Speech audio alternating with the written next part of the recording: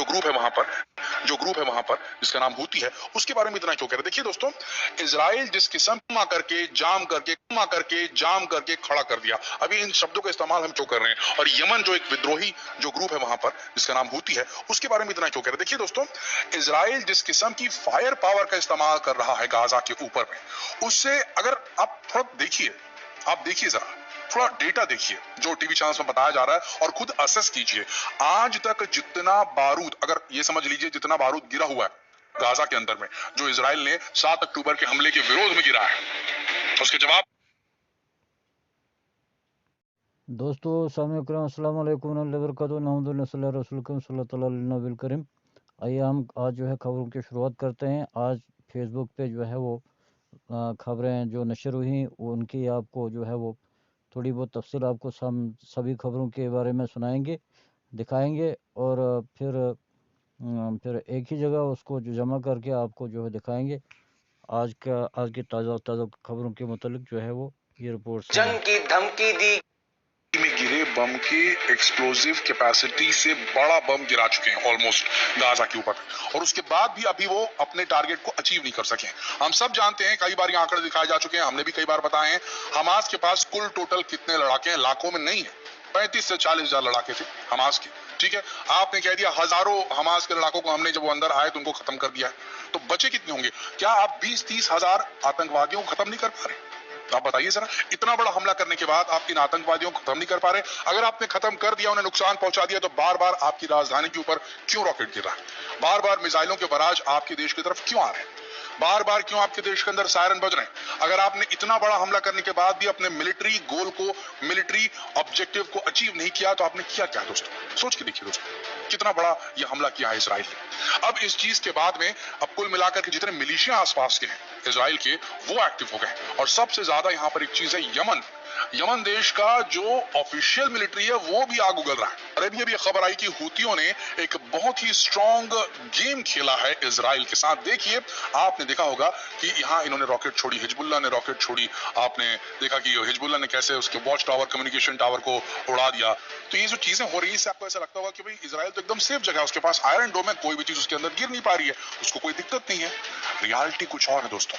ये जितने मिलिशिया वहां पर जो काम कर रहे हैं ना, उन्हें जान का सबसे बड़ा खतरा है, क्योंकि उनका जो सामना है दुनिया के सबसे फियर्स, सबसे खतरनाक military force, Israeli defence force के सामना है उनका। तो उनसे लड़ने के लिए इन्हें और ज्यादा शातिर होना पड़ेगा, और तभी वो इस वक्त तक के इस युद्ध को खींच पाए। अन्यथा पॉसिबिलिटी ही नहीं थी कि वो इतनी देर तक इस युद्ध को खींच पाते। कुछ तो उनके अंदर कैपेसिटी है, कुछ तो उनके अंदर मिलिट्री इंटेलिजेंस है, जिसके चलते वो ऐसा कर पा रहे हैं, और ये रियलिटी है। टीवी चैनल्स में दिखाया जाता है वो यहाँ से फेंकते हैं, उनकी मिसाइल में इतना दम नहीं है, उसको इंटरसेप्ट कर रहे हैं आयरन डोम। रियलिटी ये है कि ये कोऑर्डिनेटेड अटैक कर रहे हैं। अंदर हमास लड़ रहा है, वो घुसने नहीं दे रहा है उन्हें सिटी के अंदर में। उधर से लेबनान की तरफ से या तो हिजबुल्लाह हमला करता है, या हमास के लड़ाके वहां पहुंच जाते हैं लेबनान में और वहां से हमला करते हैं, तो उसको भी काउंटर करना पड़ रहा है इजराइल को। अब आज फ्रेश लेटेस्ट खबर आई है, यमन के हूती विद्रोहियों ने फिर एक बार ड्रोन से हमला किया है, और इस बार उनके ड्रोन के हमले से जो उसका आउटकम निकला है उसे ध्यान से सुनिएगा। इन ड्रोन हमलों में किसी को कोई नुकसान नहीं हुआ, लेकिन हुआ क्या, इजरायली मिलिट्री बेसिस की एक्टिविटी काफी लंबे समय तक के लिए थम गई। ये खबर आ रही है कि इजराइल के मिलिट्री जो एयरपोर्ट्स है, जहां से लड़ाकू विमान उड़ते उड़ान भरते हैं और जाकर के बम वर्षा कर रहे थे गाजा के ऊपर, उनकी उड़ानों को बहुत देर तक के लिए रोकना पड़ गया। वो अपने ऑपरेशंस को अंजाम नहीं दे पा रहे थे। तो देखिए किस तरीके से ये टेस्ट कर रहे हैं, ये लोग कोऑर्डिनेटेड टेस्ट कर रहे हैं कि कौन कहां से किसे रोक सकता है, किसे वो निष्क्रिय कर सकता है। देखिए, अब आसमान में लगातार बहुत ज्यादा मात्रा में इनके पास सारा चीज जो है वो सस्ता है, सस्ती टेक्नोलॉजी, इंडिजिनस टेक्नोलॉजी, स्वदेशी टेक्नोलॉजी इस्तेमाल करते हैं ये लोग, अपने देश में बनाते हैं सारा कुछ। सारी टेक्नोलॉजी इन्होंने कैसे प्राप्त की है? ईरान के माध्यम से। ईरान बैक्ड मलेशिया है ये लोग। तो ईरान क्या करता है? ईरान को सपोर्ट प्राप्त है रशिया का, सब जानते हैं। और रशिया अगर एक ऐसी कंट्री को लगातार हथियार देना शुरू कर देता, ये हम प्री यूक्रेन वॉर की बात कर रहे हैं, यूक्रेन युद्ध के पहले जो था, रशिया के ऊपर में सैंक्शन नहीं लगे थे इंटरनेशनल ज्यादा, तो उस वक्त अगर रशिया जो था वो सीधा दे देते, ये लो ईरान तुम रख लो ये क्या बोलना चाहिए मिसाइल का सिस्टम, तो फिर उसी वक्त रशिया के ऊपर में ये सैंक्शन लगाने शुरू कर देते। तो रशिया ने क्या किया? बिल्कुल उसी तरीके से काम किया जिस तरीके से अमेरिका काम करता है। अमेरिका को लगता है कि भैया हाँ ये काम है, ये हिजबुल्ला जो है ये आपके लेबनान में है, और ये हिजबुल्ला के जो है शिया वाले, ये सुन्नी वाले ISIS के अगेंस्ट हो सकते हैं। तो एक काम करो, हिजबुल्ला को समर्थन दे दो, हिजबुल्ला को तैयार कर दो। और हिजबुल्ला तैयार हो गया। हिजबुल्ला ने सीरिया के अंदर घुस करके वहां पर ISIS को खत्म कर दिया। ISIS कौन था? ISI जो था वो अमेरिका का दुश्मन था, तो उसे खत्म कर दिया। अब हिजबुल्लाह अपने आप में कैपेबल हो गया, अब वो उल्टा भी मार सकता है, वही हो रहा है अमेरिका के साथ में। ठीक वही अपने हिसाब से किसी को भी इस्तेमाल करना, देश को इस्तेमाल करना, मिलिशिया को इस्तेमाल करना, उसी टैक्टिक्स पे रशिया भी चल रहा है। पर रशिया का टैक्टिक्स थोड़ा उसूलों वाला होता है, तो उसूलों वाली है उसका। तो रशिया ने ईरान को अंडर कवर दिया सारी मिसाइल टेक्नोलॉजी, और ईरान के जो साइंटिस्ट थे उन्होंने रिवर्स इंजीनियर किया कि किस टाइप की टेक्नोलॉजी रशियन इस्तेमाल करते हैं, उसे अपने यहाँ बनाना शुरू किया सस्ते में। और इस टेक्नोलॉजी को पहले तो उन्होंने मिसाइल सीधे स्मगल करके भिजवा दी, चाहे वो हूती तक भिजवाई यमन में, चाहे वो हिजबुल्लाह तक पहुंचाई, या फिर वो हमास तक पहुंचाई। और इवन ईरानियों ने उन्हें बनाने का तरीका भी बता दिया। सबके पास अपनी अपनी फैक्ट्री, इवन हमास के पास अपनी वेपन फैक्ट्री मौजूद थी गाजा में। कई सारी फैक्ट्री के ऊपर रेड मारी इजरायली सैनिकों ने और उसकी तस्वीरें इंटरनेट पर मौजूद है। तो कुल मिलाकर देखिए दोस्तों, हूती जो है इनके पास में खतरनाक मिसाइल टेक्नोलॉजी है और इससे ये इस्तेमाल कर रहे हैं। और जो एयर स्पेस है लगातार सस्ता है इनके पास में, ड्रोन टेक्नोलॉजी, मिसाइल टेक्नोलॉजी, ये अनगिनत नंबर में इसे फायर करते हैं। एसिमेट्रिक वॉरफेयर इसे कहा जाता है, सस्ते तरीकों से जाम कर देना हाईटेक टेक्नोलॉजी को। बहुत सारे इन्होंने बारात छोड़ दिए सोचिए ड्रोन्स के। अब वहां फाइटर प्लेन उड़ेगा क्या, सोचिए जरा, उसको कुछ ना कुछ खतरा तो रहेगा। वो थोड़ी चाहेगा कि जब हवा में उड़ान भरे तो उसके सामने बहुत सारे एकदम छोटे छोटे ड्रोन उड़ते रहे, इससे क्रैश हो सकता है। थोड़ी देर के लिए इसे जाम करने में सक्सेसफुल हो गए यमन के हूती अभी के अटैक में। अब सोचिए अगर कहीं ईरान, यमन, हिजबुल्लाह, ये हमास सब कोऑर्डिनेटेड वे में तय कर लेंगे, काम करेंगे, अभी मेरे रॉकेट के बराज यहाँ एंटर करने वाले हैं तेल अवीव के ऊपर में, और आप एक काम कीजिए, उस पास के आसपास के जो इलाके हैं वहां इतने ड्रोन छोड़िए कि वहां लड़ाकू विमान हवा में न उड़ पाए, उसके बाद वहां से कोई अटैक हो जाए। सोचिए क्या होगा दोस्तों।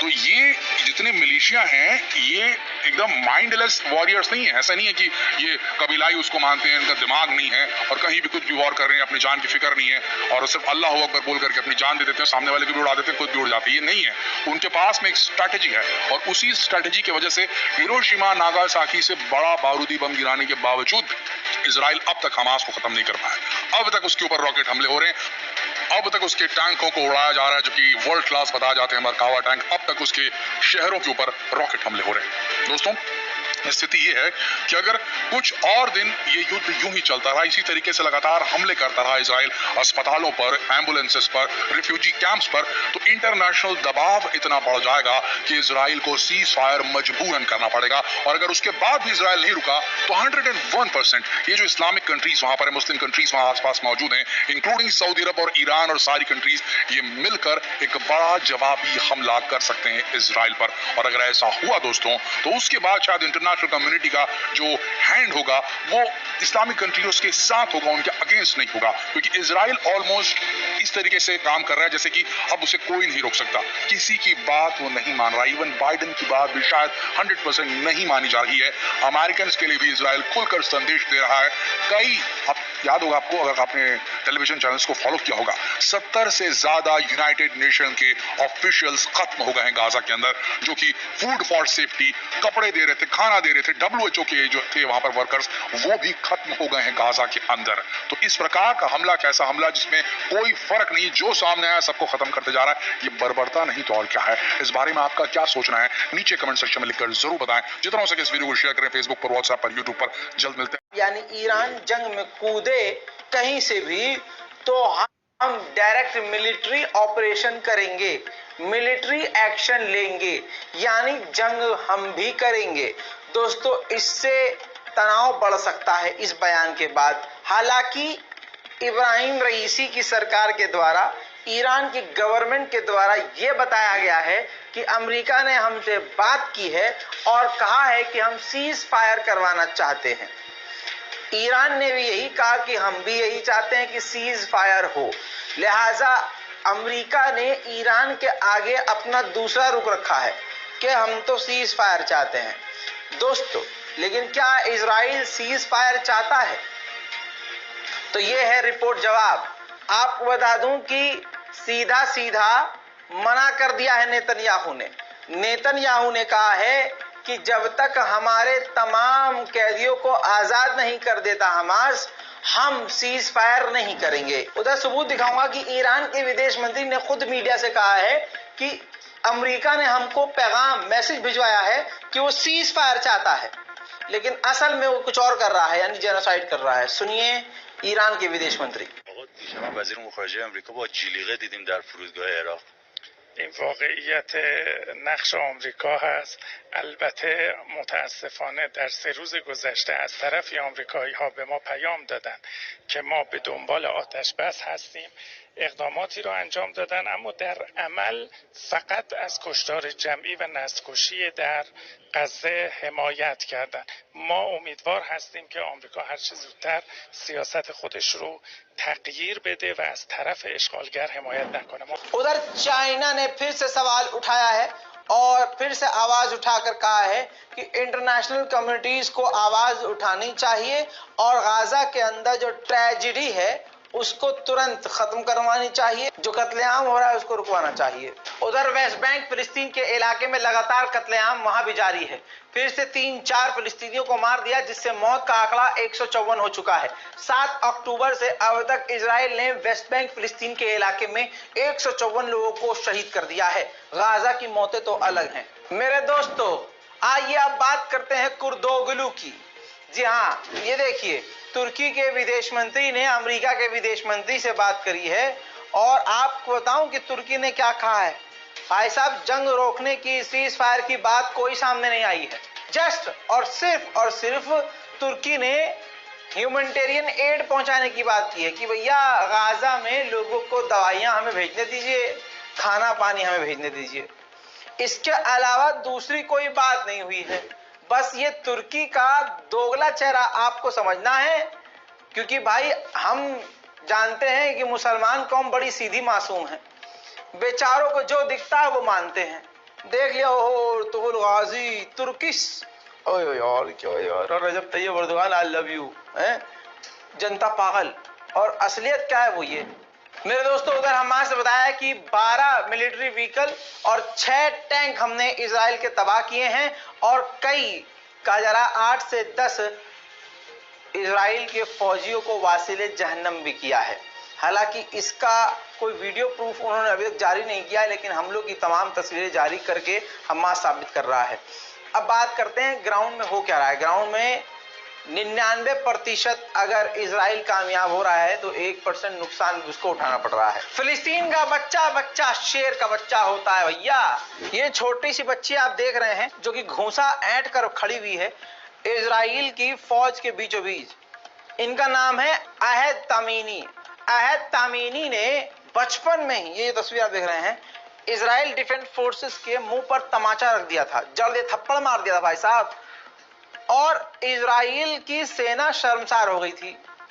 और ये बचपन से ही इजराइल की सैनिकों के आंखों में आकर डालकर भिड़ जाती थी।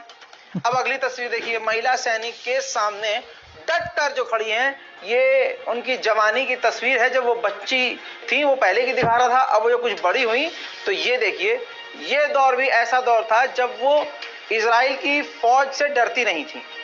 अब ये पूरी दुनिया में और खासकर फिलिस्तीन में एक आइकॉन बन गई थी, हीरो बन गई थी कि ये तो डरती ही नहीं भाई। आखिरकार ये तस्वीर देखिए, आज जाकर अहद तमीनी को गिरफ्तार कर लिया है आईडीएफ फोर्सेस ने, ताकि ये किसी और की हिम्मत न बन सके, गाजा और फिलिस्तीन में इनकलाब न ला सके। बहरहाल फिलहाल की इस रिपोर्ट में इतना ही। जल्द लौटूंगा और भी बड़ी जानकारियों के साथ। इससे पहले नाज़रीन किराम, 1600 यहूदी तो अभी इसी लड़ाई में जख्मी और वो हुए हैं, कम से कम भी 1600 साढ़े 1600 यहूदी 10 दिनों में, जबकि 1400 यहूदी पहले वो जब ऑपरेशन तूफान अक्सा हुआ था उस वक्त हलाक हुए थे, और 200 से ज्यादा यहूदी लापता हैं। फिर 4-4.5 हजार यहूदी जख्मी हैं, और इसके अलावा 200-250 यहूदी कैदी हैं। तो बहुत ज्यादा नुकसान इसराइल को इस लड़ाई में हो चुका है पिछले तकरीबन 33 से 34 दिनों में। तो इसका आप अंदाजा लगा लें कि इसराइली फौज को कितना नुकसान हुआ है। अब नाज़रीन, मैं आपके सामने कुछ दीगर खबरें रखने लगा हूं। मेरे सामने एक और खबर मौजूद है गजा के मैदान जंग से। खबर यह है कि यहूदी फौजी दावा कर रहे हैं कि हमने गजा में मुजाहिदीन की सुरंगें पकड़ ली हैं। इसराइली यहूदी फौजियों की जानिब से बाकायदा वीडियोस भी जारी की जा रही हैं। इसराइली यहूदी फौजी गजा के जो खाली इलाके हैं उनमें अपने टैंकों को, फौजियों को खड़े करके दावे कर रही हैं कि देखो हम मुजाहिदीन की टनल्स और सुरंगें पकड़कर उनको खत्म कर रहे हैं। अब ये नहीं दिखाया जा रहा है यहूदी फौज की जानिब से कि ये सुरंग किस इलाके में थी और कहां पर थी। सिर्फ खाली जगह हैं, खाली प्लॉट्स हैं, उनमें दिखाया गया है कि फलां जगह पे हमने सुरंग पकड़ी है और उसको उड़ा दिया गया है। तो एक तो यहूदी फौजें ये झूठे दावे कर रही हैं। गजा के जिन इलाकों में यहूदी फौजें मौजूद हैं वो आप नक्शे में देख सकते हैं कि गजा का शुमाली इलाका है, साहिल समंदर के करीब शुमाल मगरबी इलाका, वहां पर यहूदी फौजें हैं। वहां एक मरकजी शाहरा है, शार हारून रशीद, उस पर उनका कब्जा है एक तरफ से। दूसरा गजा का शुमाल मशरकी इलाका बैत हानून है, वहां पर यहूदी फौजें मौजूद हैं। और तीसरा जुनूब में खान यूनस का इलाका है, वहां पर यहूदी फौजें मौजूद हैं। फिर जो गजा शहर है उसके चारों तरफ एक तरह से यहूदियों का मुहासरा है। तो कुछ इलाकों में यहूदी फौजें मौजूद हैं, लेकिन शहरी इलाकों में जहां लोग रहते हैं वहां यहूदी फौजें नहीं पहुंची हैं। जिन इमारतों में यहूदी फौजें जाती हैं मुजाहिदीन धमाकों से उन्हें उड़ा देते हैं। तो अब ये जो टनल्स पकड़ने का दावा है, यहूदियों ने, इसराइली फौज ने ये वीडियोस भी जारी की हैं। वो ये कहते हैं कि हमने ये टनल्स पकड़ ली हैं।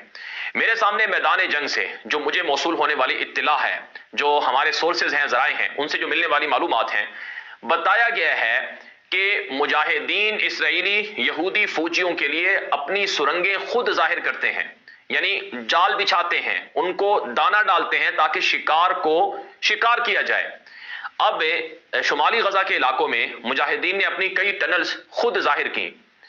जैसे ही यहूदी फौजें उन टनल्स में, जैसे वो जब यहूदी फौजें वहां ऑपरेशन कर रही होती हैं, उनके साथ कुत्ते भी होते हैं और जो जासूसी करते हैं, तो सिखाए हुए कुत्ते, तो बताया जाता है कि जब वो सुरंगें पकड़ते हैं तो वीडियोस भी बना रहे होते हैं, दावा करते हैं देखो हमने सुरंग पकड़ ली है। तो यहूदी फौजियों का ख्याल होता है कि इन सुरंगों में मुजाहिदीन होंगे, चलो बहुत अच्छी बात है, हम इन सुरंगों में दाखिल होते हैं और अंदर जाकर मुजाहिदीन के ठिकानों तक जाते हैं और उनको पकड़ते हैं। तो क्योंकि इस वक्त इसराइली फौज का सबसे बड़ा हदफ यह है कि गजा के नीचे जो मुजाहिदीन की सुरंगें हैं उनमें घुसा जाए और वहां जाकर हमास के जो बड़े बड़े लीडर हैं हम उनको पकड़ें। तो बताया जाता है कि ऐसे कई वाकयात हो चुके हैं। इसराइली फौजें जैसे ही उन सुरंगों में दाखिल होते हैं तो और जैसे ही थोड़ा सा वो अंदर जाते हैं तो मुजाहिदीन की जानिब से वहां बारूदी मवाद लगाया गया होता है या बम रखे गए होते हैं, उनको रिमोट कंट्रोल के जरिए से उन बमों को सुरंगों में धमाकों से मुजाहिदीन उड़ा देते हैं। तो ऐसे कई वाकयात हो चुके हैं। हमारे जो जराए हैं वहां उन्होंने हमें ये मालूमात पहुंचाई हैं और बताया है। तो इससे आप अंदाजा लगा लें कि यहूदी फौजियों को सुरंगों में धमाकों के जरिए से उड़ाया जा रहा है। ये जो दावा किया गया कि हमने हमास के मिसाइल्स पकड़ लिए हैं और हमास के मिसाइल दागने की जगह पकड़ ली हैं, ये सब झूठ है। चंद एक जगह पकड़ी गई हैं और वो उनके पकड़ने का मतलब ये नहीं है कि गोया के सारी उनकी 1000 साइट्स हैं उनमें से 10 या 15 पकड़ी गई तो कहा गया कि सारी साइट्स पकड़ी गई हैं। और फिर मैंने आपको बताया कि जब किसी शिकार को शिकारी शिकार करता है तो उसको पहले दाना डालता है, कुछ ना कुछ उसको दिखाया जाता है। जब शिकार उसकी तरफ आता है तो शिकारी उसे शिकार कर लेता है। तो बिल्कुल इसी तरह से मुजाहिदीन ने अपनी साइट्स, अपनी सुरंगें, ये सब चीजें खुद जाहिर की हैं ताकि उन्हें शिकार किया जाए। तो बहुत ज्यादा नुकसान हो रहा है। अबू बैदा ने अपने वीडियो पैगाम में कहा कि अगर नेतन्याहू अपने यहूदी फौजियों को जहन्नम में जलाना चाहता है तो वो उन्हें गजा में भेजता रहे। हम तो यहूदियों को जला रहे हैं जहन्नम में, जितने यहूदी आएंगे उनको नुकसान होगा। एक और हमास के सीनियर रहनुमा है शेख सालेह अल अरूरी, उन्होंने कहा कि इसराइल अपने जो तबाहाल टैंक हैं, जो हलाक होने वाले, जख्मी होने वाले फौजी हैं, उनको गजा में निकालता रहेगा लेकिन वो हमास को नहीं हरा सकेगा। हमास ना तो पीछे हटेगी बल्कि हमास जीत कर रहेगी, जीत के बगैर हमास पीछे नहीं हटेगी। और अब तक हम मैदान जंग में जीते हुए हैं। और जंग किस तरह से लड़नी है, कैसे लड़नी है, कैसे इसराइल के साथ मुकाबला करना है, इस सारे मार्के को मुजाहिदीन डील कर रहे हैं। बताया जाता है ये जो इसराइली फौजें गजा के अंदर आई हैं इनको खुद शिकार करने के लिए अंदर लाया गया है और अब इनके साथ हाशर नशर हो रहा है। बहरहाल नाज़रीन किराम, जो हमारे सामने कुछ मजीद तफसीलात हैं वो ये हैं कि इसराइली फौजें गजा में होने वाली तबाही के बाद अपसेट हैं। जो इसराइल का साबिक वजीर आज़म यार लपेद है, उसने आज एक बयान दिया है कि अगर इसराइल अपने यहूदी आबादकारों को करियात शमूना, जो लबनान की हदूद में वाक़ एक यहूदी शहर है, वहां पर लोगों को अब जो वहां से निकाले गए थे उनको वहां आबाद नहीं कर सकता है इसराइल। और बईरी एक इलाका है जो गजा के अतराफ में वाक़ है, अगर वहां यहूदी आबादकारों को आबाद नहीं किया जा सकता है तो इसका मतलब यह है कि सहयूनियों का जवाल शुरू हो गया है। इसके अलावा एक और इसराइली मीडिया में लिखा गया, बताया गया कि 40 साल में पहली बार इसराइल के तमाम रिजर्व फौजी गजा में लड़ रहे हैं और ये एक तरह से इसराइल के लिए परेशानी की बात है। एक और यहूदी जनरल ने कहा कि एक दिन में 1400 यहूदियों का कत्ल होना ये इसराइल की तबाही और बर्बादी की अलामत है। नाज़रीन किराम, इस वक्त मुजाहिदीन की जानब से गजा की सरजमीन से इसराइल पर जो मिसाइलों की बारिश है वो भी की जा रही है, मार्टर गोले भी फायर किए जा रहे हैं और घात लगा लगा कर मुजाहिदीन हमले कर रहे हैं। मैदान जंग में मुजाहिदीन को बड़ी नुसरत और बड़ी फतूहात भी मिली हैं। मेरे पास कुछ ऐसे वाकयात हैं, आंखों देखी जो सूरत हाल है वहां जो लोग हैं उनके जरिए से हम तक पहुंची हैं, वो मैं आपके सामने अगले व्लॉग्स में रखूंगा। आप हमारा यूट्यूब चैनल है खबरों की दुनिया दूसरा, उसे भी सब्सक्राइब कर लें। उतरे कैप्टन था पीएम का भतीजा, पट्टी के कैप्टन था पीएम का भतीजा, फिलिस्तीनी रिफ्यूजी कैंप पर रातों रात किया बड़ा हमला, 400 बेकसूर लोग उतरे मौत के घाट। इजराइल की ये ऊंची हरकत देख दुनिया हुई हैरान, अब दो परेशान। मिडिल ईस्ट में इजराइल का नामो निशान मिटाने का हुआ ऐलान। दोस्तों, इजराइल हमास के बीच चल रही जंग में गाजा पट्टी के हालात हर दिन बद से बदतर होते जा रहे हैं। हर तरफ हो रही बमबारी में मासूम बच्चों से लेकर बुजुर्गों तक गाजा के नागरिकों को चींटियों की तरह मसला जा रहा है। बमबारी से गिरी इमारतों के मलबे में फंसे लोग तड़पते हुए इस दुनिया को छोड़ रहे हैं। हालात इतने बुरे हैं कि जो लोग बमबारी से खुद को बचाकर रिफ्यूजी कैंप में जा रहे हैं वो भूख और प्यास से तड़प कर मर रहे हैं। लेकिन अब हमास को खत्म करने की चाह में पागल हुआ इजराइल आउट ऑफ कंट्रोल हो गया है और वो एक के बाद एक गाजा के रिफ्यूजी कैंप पर भी अमेरिकन मेड 1 टन TNT जितनी ताकत वाले बम फेंक रहा है, जिससे हजारों लोग मौत के घाट उतर रहे हैं। और ये महायुद्ध अब पिछले 50 सालों का सबसे बड़ा नरसंहार बन चुका है। लेकिन फिर भी क्यों कोई देश इजराइल को नहीं रोक पा रहा है? क्या इसी तरह इजराइल मानवाधिकारों का उल्लंघन करके इंसानियत का गला घोटता रहेगा? इस वक्त गाजा की स्थिति कैसी है? चलिए इस विषय पर विस्तार से बात करते हैं। दोस्तों, 7 अक्टूबर के दिन हमास ने इजराइल पर अचानक हमला करके 1400 नागरिकों की जान ले ली, जो कि सरासर गलत था, जिसकी निंदा पूरी दुनिया ने की थी। और शुरुआत में इजराइल के पलटवार का कई खाड़ी देशों ने भी समर्थन किया था। लेकिन पिछले 1 महीने से इजराइल गाजा पट्टी पर लगातार हमले करे जा रहा है और इंसानियत का ऐसा नरसंहार कर रहा है कि देखकर किसी की भी रूह कांप जाए। हालांकि फिर भी गोदी मीडिया इजराइल द्वारा किए गए इन हमलों पर पर्दा डाल रही है, लेकिन एक तरफा पक्ष लिए बिना आज हम आपको फैक्ट्स के बारे में बहुत बढ़िया वेबसाइट लेके आया हूँ जिससे आप बिना 1 रुपए लगाए, जी हाँ दोस्तों, जिससे आप बिना 1 रुपए लगाए बड़े ही आसानी गाजा पट्टी के ऐसे हालात दिखाएंगे जिन्हें देख आपके पैरों तले जमीन खिसक जाएगी और आप सोचने पर मजबूर हो जाएंगे कि हमेशा युद्ध का परिणाम बेकसूर नागरिकों को ही भुगतना पड़ता है। तो हम आपसे रिक्वेस्ट करते हैं कि पूरा वीडियो जरूर देखिएगा। 31 अक्टूबर 2023 हमास का सर्वनाश करने के लिए गाजा पट्टी पर हमला करते हुए इजराइल को 3 हफ्ते बीत चुके थे। रिहायशी इलाकों में दिन रात एयर स्ट्राइक की जा रही थी। इसलिए अपनी जान बचाने के लिए गाजा के कई रिफ्यूजी कैंप्स में लाखों बेकसूर बच्चे, बूढ़े, औरतें पनाह लिए बैठे थे और उन्हीं में से एक था जबालिया रिफ्यूजी कैंप।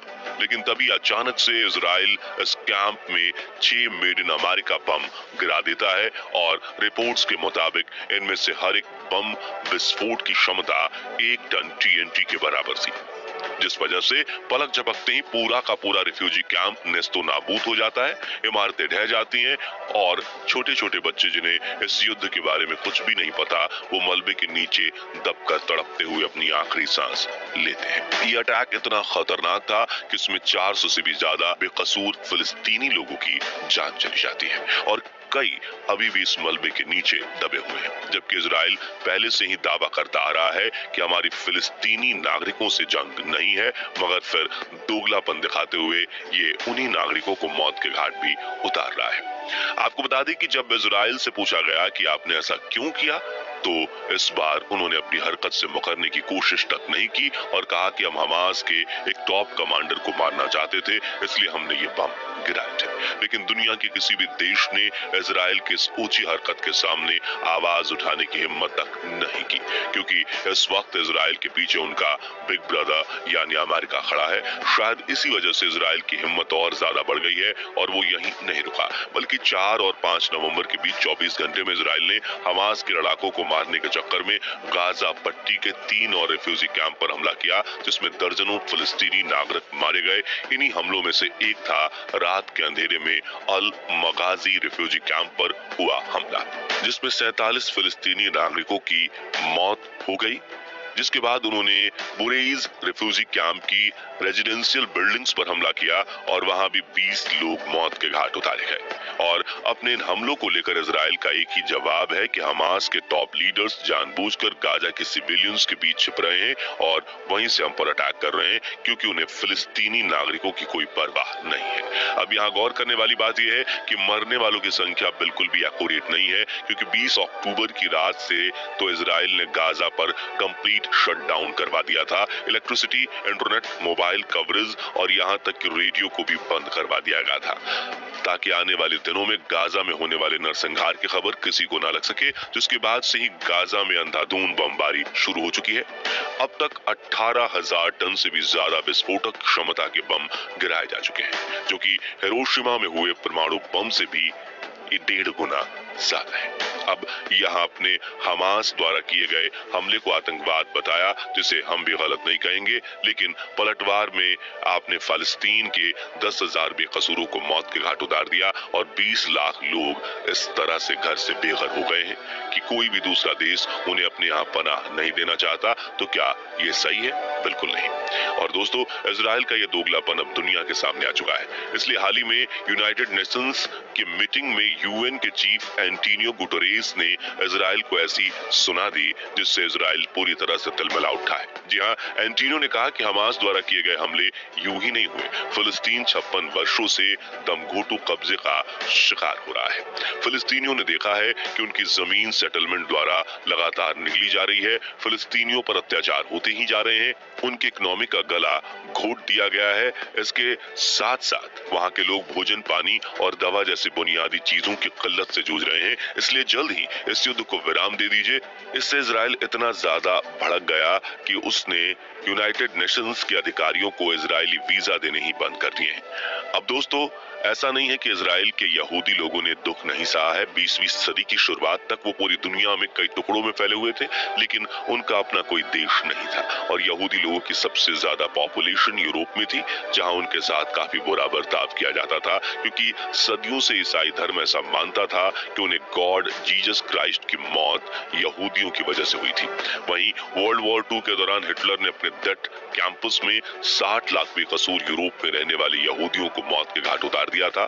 इस दर्दनाक इवेंट को द होलोकॉस्ट कहा जाता है और 1945 तक उसने यूरोप के 60% ज्यूस यानी कि यहूदियों को मार गिराया था और बाकी बचे ज्यूस के पास फिलिस्तीन जाने के अलावा कोई ऑप्शन नहीं था और उन सभी ने मिडिल ईस्ट में आकर अपना घर बसाया। अब यहाँ गौर करने वाली बात है कि यहूदियों को फिलिस्तीन में ब्रिटिशर्स लेकर आए थे, लेकिन जब उन्होंने फिलिस्तीनियों को उनके हक देने की बात कहकर यहूदियों के साथ अपने एग्रीमेंट को तोड़ने की कोशिश की, तो उन्होंने विद्रोह करके ब्रिटिशर्स को ही फिलिस्तीन से खदेड़ फेंका, जिसके बाद 1947 में करीब 6 लाख पॉपुलेशन होने के बावजूद यूनाइटेड नेशंस ने फिलिस्तीन का पार्टीशन करके इजराइल को 56% जमीन दी, जबकि 12 लाख पॉपुलेशन होने के बावजूद अरबी लोगों को उनके पुराने घर यानी फिलिस्तीन का 44% हिस्सा ही दिया गया। जिसके बाद बदले की आग में कई युद्ध हुए, जिसमें अपनी ताकत और वेस्टर्न देशों के सपोर्ट के बल पर इजराइल ने 2020 तक इस इलाके के 85% हिस्से को अपने कब्जे में कर लिया था, जबकि वेस्ट बैंक का थोड़ा सा इलाका और गाजा पट्टी ही फिलिस्तीनी नागरिकों के पास थी, जिसे आप इजराइल और फिलिस्तीन के इस मैप में भी देख सकते हैं। इस बात से पूरी दुनिया वाकिफ थी कि शायद इसीलिए यूनाइटेड नेशंस के चीफ ने इजराइल के मुंह पर सच्चाई दी मारी थी, लेकिन अब इजराइल और ज्यादा बौखला गया है और वो गाजा पट्टी को तबाह किए बिना चैन की सांस नहीं लेने वाला। दूसरी तरफ हमास ने भी गाजा में अपनी सुरंगें 500 किलोमीटर तक लंबा बिछाकर और जैसे जैसे Israel defence force ground team Gaza के अंदर घुस रही है, सुरंगों से निकलकर हमास के लड़ाके उन पर चारों तरफ से हमला कर रहे हैं। एंटी टैंक रॉकेट से इजराइल के माकवा टैंक्स उड़ रहे हैं और ड्रोन मिसाइल से उनके अड्डे तबाह कर रहे हैं। इसलिए गाजा में अंदर जाते हुए इजराइल की मुश्किलें काफी Hello, I'm Elon Musk. together with advanced programmers from Apple, Facebook and Google. I'm ready to introduce you. रही हैं और एक्सपर्ट्स का कहना है कि आने वाले दिनों में ये युद्ध और भी ज्यादा भीषण होने वाला है, क्योंकि फिलिस्तीनी नागरिकों की हालत देखकर खाड़ी देश इजराइल के खिलाफ हो रहे हैं। वहीं हिजबुल्लाह से लेकर हूती विद्रोहियों तक मिडिल ईस्ट के सभी मिलिटेंट ग्रुप बारी बारी करके इजराइल के खिलाफ जंग का ऐलान कर रहे हैं और कहा जा रहा है कि आने वाले दिनों में इजराइल भी लेबनान से लेकर जॉर्डन और सीरिया तक चारों तरफ से दुश्मनों के घेरे में आने वाला है। इसलिए अगर इस वक्त इजराइल ने युद्ध विराम नहीं किया तो आने वाले दिनों में उनका यही गुस्सा उन्हें ले डूबेगा। तो दोस्तों, क्या एक पागल सांड की तरह इजराइल का इंसानियत को कुचलना अनुचित नहीं है? अगर हाँ, तो कोई देश क्यों इजराइल के खिलाफ एक्शन लेकर उसे रोकने की कोशिश नहीं कर रहा? इस बारे में अपनी राय हमें कमेंट्स में बताइए और जानकारी सटीक लगी हो तो इसे लाइक और शेयर जरूर कीजिए। चल रही इस युद्ध में इजराइल ने एक बड़ा कांड कर दिया है। इजराइल ने गाजा पर 2 न्यूक्लियर बॉम्ब से हमला कर दिया है। 10,000 से ज्यादा लोगों की मौत हो चुकी है और गाजा में रहने वाले 70% पॉपुलेशन का सफाया हो चुका है। भड़के अरब देशों ने यमन, सीरिया और लेबनान ने इजराइल पर ताबड़तोड़ हमले करने शुरू कर दिए हैं। चाइना, रशिया और नॉर्थ कोरिया के प्रेसिडेंट ने भी इजराइल को कड़ी चेतावनी दी है और कैसे सऊदी अरब खुद पर थू करवा रहा है। पूरी वीडियो विस्तार से जानने से पहले अस्सलाम वालेकुम वरहमतुल्लाहि वबरकात। अल्लाह के नाम से शुरू जो बड़ा मेहरबान और निहायत रहम करने वाला है। मैं हूं मोहम्मद हफीज अंसारी और आप देख रहे हैं द पॉडिकल। 7 अक्टूबर 2023 को हमास ने इजराइल पर हमला करके एक जंग की शुरुआत कर दी थी, जिसमें अब तक 24 से ज्यादा इजरायली सैनिकों की और 1300 से ज्यादा इजरायली नागरिकों की मौत हो गई है। इस हमले से हमास द्वारा इजराइल पर किए गए इस हमले से भड़के इजराइल ने 1 महीने के अंदर अंदर गाजा में 6000 से ज्यादा मिसाइलों से हमला कर दिया, जिसके बदले में 1 महीने के अंदर अंदर गाजा में रहने वाले 9000 से ज्यादा लोगों को इजरायली एयर स्ट्राइक से मौत के घाट उतार दिया गया। जहां एक तरफ पूरा शहर 7 अक्टूबर 2023 में बसा हुआ था, वही वो शहर आज नवंबर 2023 में पूरा उजड़ चुका है। वो शहर पूरा खंडर और मैदान में तब्दील हो चुका है, क्योंकि गाजा पर इजराइल ने एक साथ 6000 से ज्यादा मिसाइलों से हमला कर दिया है। इजराइल ने 29 अक्टूबर 2023 तक ग्राउंड इन्वेजन करके गाजा के नॉर्थर्न साइड पर टोटल कब्जा जमा लिया है और इजराइल ने गाजा के नॉर्थर्न साइड पर अपना झंडा फहराकर उसको पूरी तरीके से कब्जा कर लिया है। लेकिन इससे भी इजराइल का मन नहीं भरा तो 21 अक्टूबर 2023 को गाजा के सबसे safest city Jabalia refugee camp पर भी इजराइल ने मिसाइल की बौछार कर दी, जिसकी वजह से सैकड़ों मासूम लोगों की मौत हो गई और पूरी दुनिया इस तमाशे को देखते रही, क्योंकि इजराइल ने कहा था कि वो जबलिया सिटी पर किसी भी तरीके से हमला नहीं करेंगे। जितने लोग वहां पर शरणार्थी थे उन सब पर इजराइल ने एयर स्ट्राइक करके उनको मौत के घाट उतार दिया और बचे हुए लोगों को जब हॉस्पिटल ले जाया गया तो इजराइल ने बचे हुए घायल लोगों को हॉस्पिटल के अंदर ही इजराइल ने एयर स्ट्राइक करके मेडिकल कॉन्वे पर भी हमला कर दिया और बचे हुए लोगों को भी मौत के घाट उतार दिया। इन सब करने के बाद 2 नवंबर 2023 को इजरायली पीएम बेंजामिन नेतन्याहू ने एक अहम बयान देते हुए कहा, उन्होंने कहा कि हमारी फौज यानी इजरायली फौज गाजा को चारों तरफ से घेरे हुए हैं और एक बड़े हमले की वो संकेत दे रहे थे। लेकिन 3 नवंबर 2023 उसके अगले ही दिन खबर आई कि इजराइल ने गाजा पर 2 न्यूक्लियर बॉम्ब गिराए हैं, जिससे पूरी दुनिया में हड़कंप फैल गई। खबर यह है कि 7 अक्टूबर 2023 से लेकर 7 नवंबर 2023 तक गाजा में इजराइल द्वारा लगभग 25,000 टन बॉम्ब गिराए गए हैं, जो कि लगभग 2 न्यूक्लियर बॉम्ब के बराबर है, जिसकी वजह से अब तक इजराइल द्वारा मारे गए 10,000 से ज्यादा लोगों की मौत हो गई और लगभग 70% पॉपुलेशन यानी 17 लाख गाजा में रहने वाले लोग अपने घरों से बेघर हो गए, लापता हो गए और कुछ लोग और बहुत सारे लोगों को मौत के घाट उतार दिया गया। यानी 2 न्यूक्लियर मिसाइल गिराकर जितनी तबाही की जा सकती थी उतनी तबाही इजराइल ने 6000 मिसाइल लॉन्च करके 25,000 टन बॉम्ब गिराकर गाजा में उन्होंने उतनी तबाही मचाई। यानी और न्यूक्लियर बॉम्ब से भी ज्यादा खतरनाक इजरायली सरकार ने गाजा पर फॉस्फोरस बॉम्ब का भी इस्तेमाल किया है, जो न्यूक्लियर बॉम्ब से भी खासा खतरनाक है। इजराइल ने गाजा के चाइल्ड हॉस्पिटल पर फास्फोरस बॉम्ब गिराकर ये संकेत दिया है कि वो गाजा के रहने वाले बच्चों को सिर्फ मारना नहीं चाहते, बल्कि वो फास्फोरस बॉम्ब गिराकर उनको तड़पा कर मारना चाहते थे। आखिरकार अरब देशों में से एक देश यमन ने इजराइल पर जंग का खुले तौर पर ऐलान कर दिया और 31 अक्टूबर 2023 को यमन की तरफ से इजराइल पर ताबड़तोड़ मिसाइल फायर किए गए थे, बहुत सारे ड्रोन लॉन्च किए गए थे, जिससे इजराइल पूरी तरीके से घबरा गया। और इजराइल की प्रॉब्लम तब बढ़ी जब यमन के साथ साथ लेबनान से भी हिजबुल्लाह की तरफ से भारी तादाद में रॉकेट इजराइल की तरफ छोड़े गए और उसके बाद तीसरा मोर्चा खुला सीरिया की तरफ से। सीरिया ने भी इजराइल पर ताबड़तोड़ हमले करने शुरू कर दिए। इसका मतलब अरब देशों में से 3 अरब देश यमन, सीरिया और लेबनान ने इजराइल पर खुले जंग का ऐलान कर दिया है और इजराइल पर ताबड़तोड़ मिसाइल दागने शुरू कर दिया। और इजराइल फलस्तीन का ये छोटा सा युद्ध अब धीरे धीरे एक बड़ा युद्ध की तरफ बढ़ रहा है। इजराइल ने भी पलटवार करते हुए लेबनान पर और सीरिया पर खासा हमला किया है, एयर स्ट्राइक किए हैं, बमबारी की है, जिससे रशिया काफी भड़क गया है। क्योंकि रशिया का सीरिया के साथ टाई अप है और रशिया का यह मानना है कि जब भी पहले सीरिया पर इजराइल को हमला करना होता था तो वो रशिया गवर्नमेंट से इजाजत लेते थे, उनको इन्फॉर्म करते थे। लेकिन अब रशिया को बिना इन्फॉर्म किए इजराइल ने सीरिया पर हमला किया, जिससे रशिया पूरी तरीके से भड़क गया है। और रशिया की सरकार ने इजराइल को चेतावनी देते हुए कहा कि अगर वो इसी तरीके से सीरिया पर हमला करते रहे तो सीरिया की तरफ से इजराइल के खिलाफ एक नया फ्रंट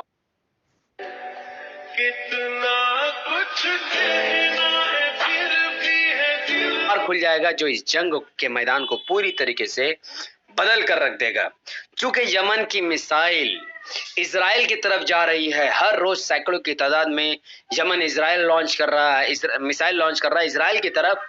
तो यमन चूंकि सऊदी अरब का नीचे का हिस्सा है, तो यमन जो भी मिसाइल छोड़ेगा वह सऊदी अरब और अन्य कंट्री होते हुए इजराइल की तरफ गिरेगा, जो कि सऊदी बिल्कुल भी नहीं चाहता है। और यहाँ पर एक नया लफड़ा शुरू हो चुका है। सऊदी अरब से उड़कर जाने वाली यमन की मिसाइल इजराइल पर नहीं बल्कि सऊदी अरब में ही गिर रही है, क्योंकि सऊदी अरब की सरकार यमन से छोड़ी गई मिसाइल इजराइल की तरफ जो जा रही थी वो सऊदी सरकार हवा में ही मारकर गिरा दे रही है, जिसकी वजह से यमन के हुती विद्रोही भड़क कर सऊदी अरब के 4 सोल्जर्स को भी मौत के घाट उतार चुके हैं। यानी ये लड़ाई यमन इजराइल से भी लड़ रहा है और साथ ही साथ सऊदी अरबिया से भी लड़ रहा है। और साथ ही सऊदी अरब ने इजराइल और फिलिस्तीन की इस जंग में एक अहम रोल निभाते हुए उन्होंने कहा हम जंग नहीं कर सकते, लेकिन वो फलस्तीन के लिए चंदा जमा कर सकते हैं। और सऊदी अरब ने इन सब के बीच गाजा के लिए चंदा जमा करने की अपील की है। और मैं इस पर थूकूं, रो या हंसूं, ये मुझे खुद भी समझ नहीं आता है। लेकिन यमन की तरफ से लड़ रहे हुती विद्रोहियों ने इजराइल की तरफ ताबड़तोड़ मिसाइल से हमला करते हुए बयान दिया है कि जब तक इजराइल गाजा पर बमबारी नहीं रोकेगा तब तक यमन की तरफ से सैकड़ों की तादाद में हर रोज मिसाइल इजराइल की तरफ लॉन्च किया जाएगा।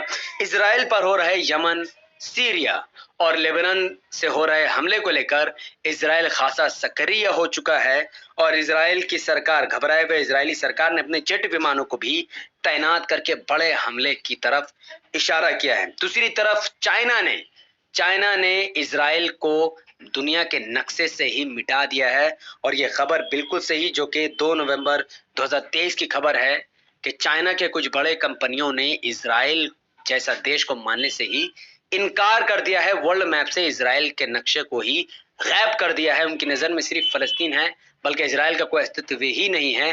ये सब कुछ क्यों हो रहा है? और रशिया भी बार बार, चाइना के साथ साथ रशिया भी खुले तौर पर फलस्तीन का समर्थन कर रहे हैं। और नॉर्थ कोरिया के प्रेसिडेंट किम जोंग उन भी खुले तौर पर फलस्तीन का समर्थन कर रहे हैं और इजराइल के खिलाफ बयानबाजी कर रहे हैं। और खबर तो ये भी निकल कर आई, जो कि बहुत ज्यादा चौंकाने वाली है, कि नॉर्थ कोरिया हमास के समर्थन में आकर अमेरिका पर भी हमले करने की तैयारी कर रहा है या फिर वो हमला कर सके। ये सब कुछ वो क्यों कर रहे हैं?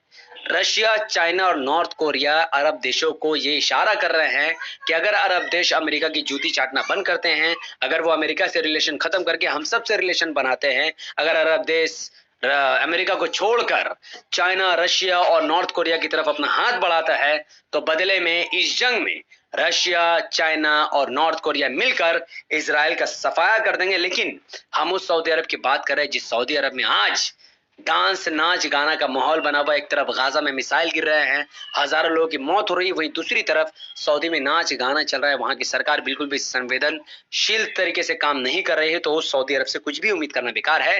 अब इजराइल और फलस्तीन की इस जंग में लगभग 1 महीने हो चुके हैं और इस 1 महीने के भीतर इजराइल ने अच्छी खासी कामयाबी हासिल की है। इजराइल की सरकार ने 10,000 से ज्यादा महिलाओं, मासूम बच्चों समेत 10,000 से ज्यादा लोगों को मौत के घाट उतार दिया है।